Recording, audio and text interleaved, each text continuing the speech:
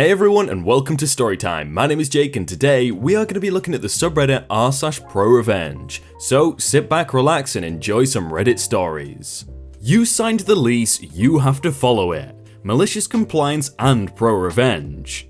A few years ago, I lived with a roommate in a small house. It was a cozy home in a nice area, but the crazy landlady didn't like to do repairs. This led to a lot of small issues around the home. Crazy landlady was also, well, crazy.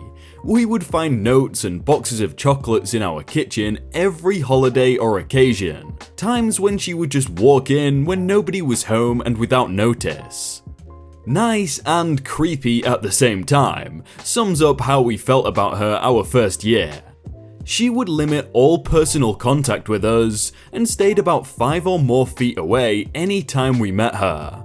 She also demanded that we travel to the opposite side of the city to pay rent in cash without a receipt at her home. I obviously objected to this, but my roommate was the leaseholder and didn't want to rock the boat.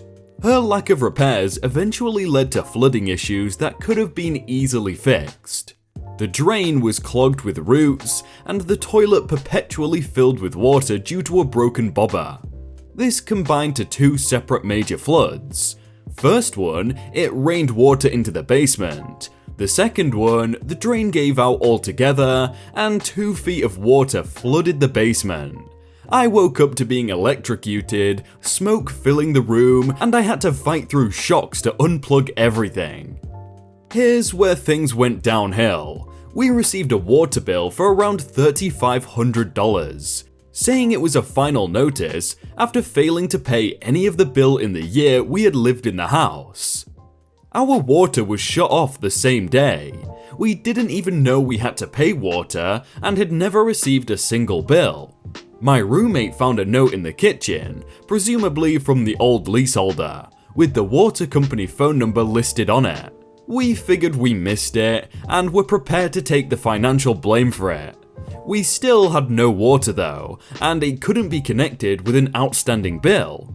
The bill was in my roommate's name, so we made a plan.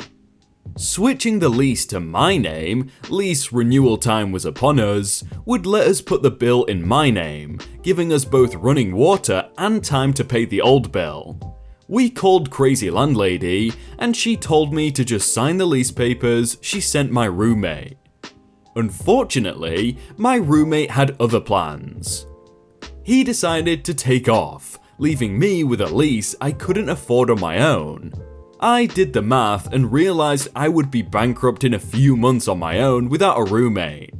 I went to the government agency in my area that deals with these sorts of situations, and explained the situation.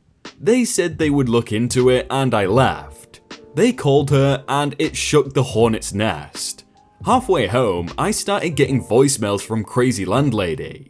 No, I only text, so my voicemail was never activated. It just says my number, then beep, no name. Hello 555-5151, too scared to put your name up?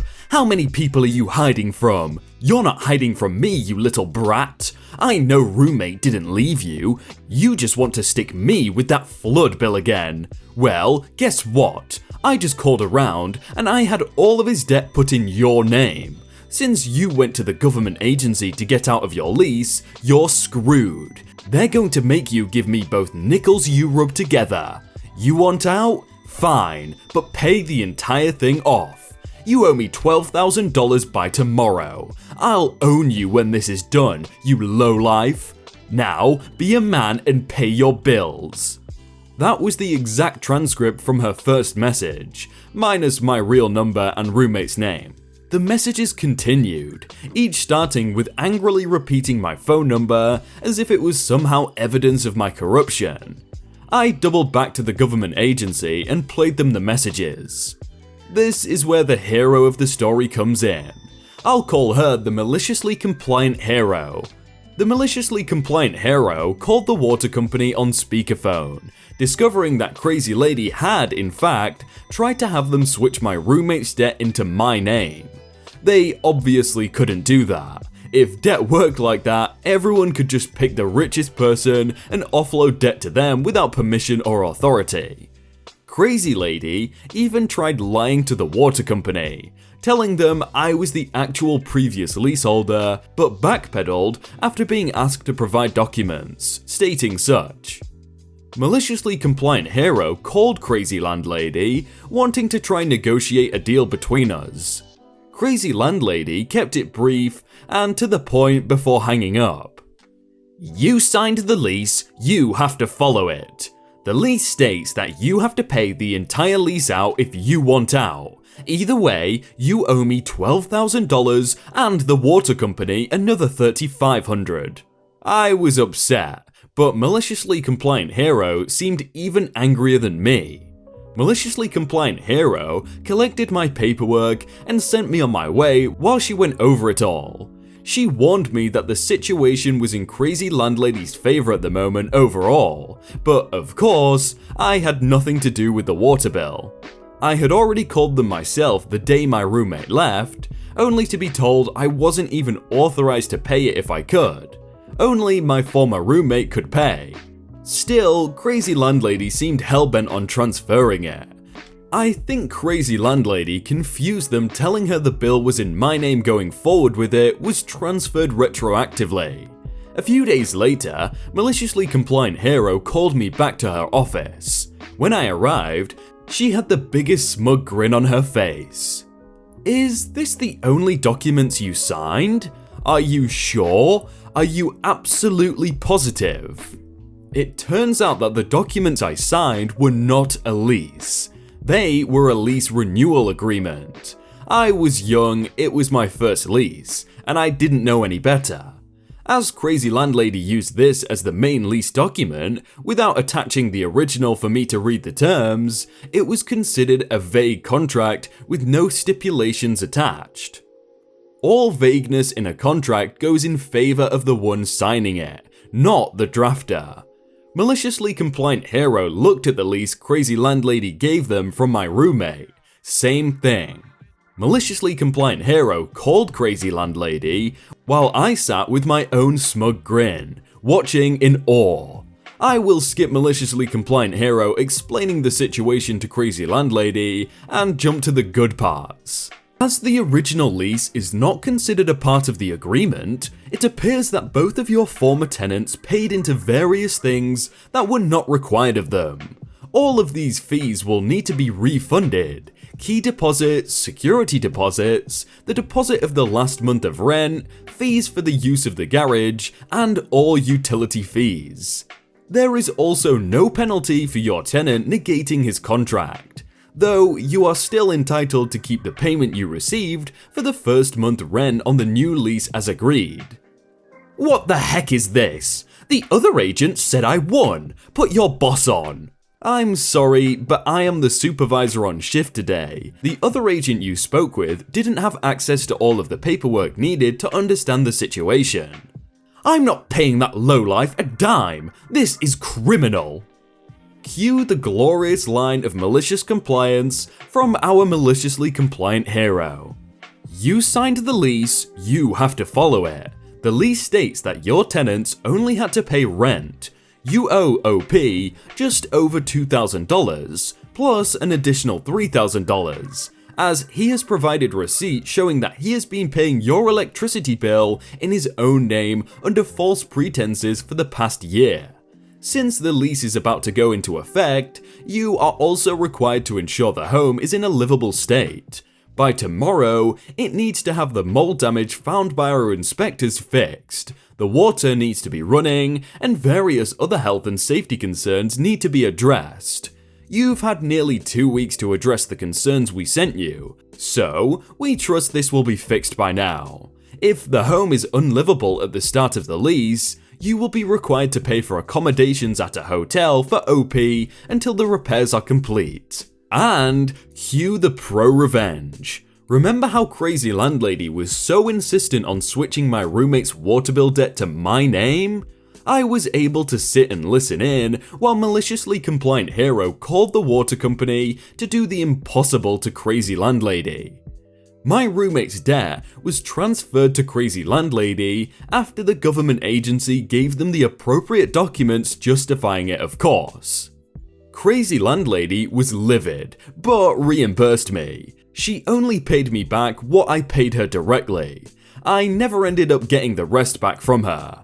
Honestly, it was water under the bridge to me, and I felt she made herself suffer enough already anyway. I knew she couldn't afford to pay me back what I had just given her, but I didn't want to risk hurting her family over the rest either. The water bill needed to be paid in full too, or it would risk her service at her own home. Though I skipped most of it to save time and space, Crazy Landlady harassed me numerous times during the 2 weeks leading up to my lease taking effect. By the end, police warned her to avoid harassing me, the water company, and the agent she spoke with at the government agency, as each was close to filing charges against her. I never saw anyone in this story again. I assume Maliciously Compliant Hero is still running things like a true hero at her office. Crazy Landlady never contacted me again, but told the neighbors and new tenants I was a lowlife who ran out on my bills. Funny, since she still owes me money. I haven't seen or heard from my former roommate since, though I do hope he is doing well, all things set aside. Crazy Landlady owes him money too, if he ever checks up on it though. I'm doing fine. Found cheaper rent, used the difference to pay for college courses. Another layer of revenge, improving your life when others want nothing more than to see you fail. Wow, that was really good, but I'm really confused about the roommate. Like, did they just leave and just leave this person by themselves? Because that seems pretty scummy if they did that, or did I misinterpret that or something? Refuse to give me my money? I refuse to let you make any. I owned a sign company. I received a phone call from someone at a local mall. He was opening a restaurant in the food court. The catch was that he wanted it to be open in 2 weeks for Black Friday, the busiest shopping day of the year. I met with him and mall management at the same time so that we could discuss ideas and get approval at the same time to speed up production. Got everything okayed from his big, overhead blacklit menu sign, smaller signs on both walls, and signs for both registers.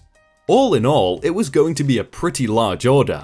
I typically get a 50% deposit, but the customer said something about international money transfers, and the mall management jumped right in to explain that payments were taking a couple of weeks to process, but everything they'd charged him had been paid. Because I had been doing a lot of work in the mall, and I was trying to help them get this guy open, I agreed to do it without the deposit. I did layouts, he approved them, I showed him samples, he approved them.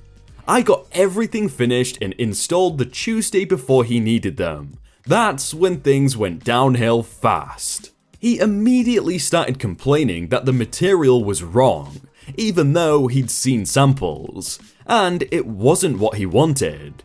Then he complained that the graphics were wrong, even though he'd approved them. He complained that the prices were wrong, even though they all matched the menu he provided. Wednesday afternoon, I called him again, and his wife answered. She cheerfully told me that I could take down my dang signs. They weren't paying for them. They had ordered signs cheaper from someone else, but they couldn't get them ready in time, and as soon as the other signs were ready, mine were going in the trash. So, realizing that I'd screwed myself by doing the job without a deposit, I hung everything on her little side comment that I could take down my dang signs. Thursday, I had a delightful Thanksgiving lunch with my family. We watched football, we laughed, we enjoyed the day. I took my wife and kids home, loaded up a ladder, and joyfully went to the mall. I'd done enough after hours work at the mall that I knew there would be a door open somewhere and people in the large stores getting ready for Black Friday crowds. I went in, tossed my ladder over the restaurant counter, and started taking down the signs. A couple of merchants in the mall asked me if the place was already closing. I told them the story, and the next thing I know, they are helping me take down the signs.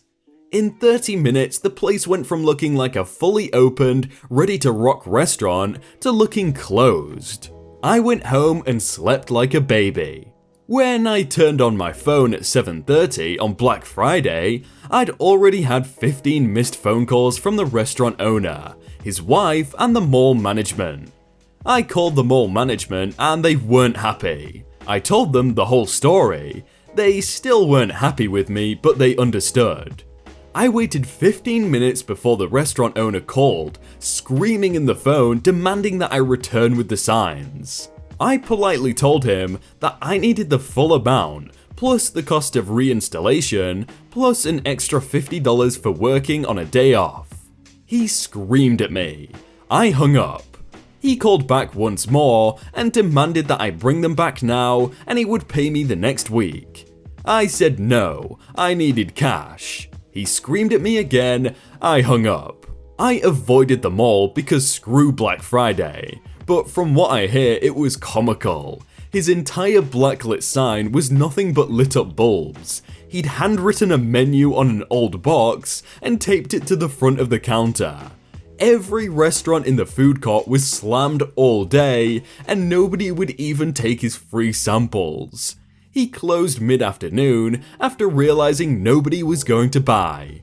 He went through the entire shopping weekend with no signs and no business.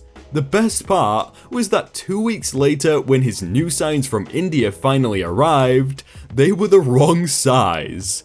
Screw you, Mr. Restaurant Owner, for ordering signs from me that you knew you weren't going to pay for because you already ordered them from someone else. That's a good idea. Let's not pay the guy that literally will make us the money that we need. What? How stupid can you be?